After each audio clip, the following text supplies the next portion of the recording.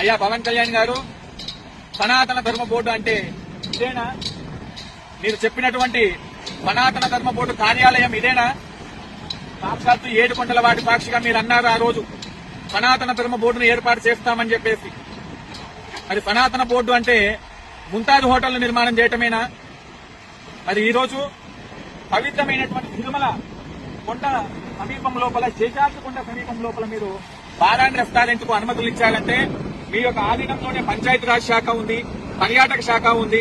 మరి స్వామివారిని నిత్యము కొలిచేటువంటి ఆధ్యాత్మిక వనరులు ఎన్నో ఉన్నటువంటి పవిత్రమైనటువంటి పుణ్యక్షేత్రం లోపల ఈ రోజు మీరు ఈ యొక్క ముంతాజ్ హోటల్ నిర్మాణానికి సహకరిస్తున్నారంటే దీని యొక్క అర్థము సనాతన బోర్డు కాదు, మీరు నిక్కచ్చితంగా వక్ఫ్ బోర్డుకు పనిచేస్తున్నారన్నది అర్థమవుతా ఉంది. కాబట్టి అయ్యా పవన్ కళ్యాణ్ గారు, మీకు నిజంగా చిత్తశుద్ధి అనేది ఉంటే సనాతన ధర్మ బోర్డు, సనాతన వీరుడు, సనాతన శూరుడు అని చెప్పేసి ఆ రోజు చాలా మంది భక్తులు మిమ్మల్ని పొగిడినారు. వాటిని నిలబెట్టుకోవాలంటే తక్షణమే ఇక్కడ ముంతాజ్ హోటల్ పనులు నిలిపివేయాలా.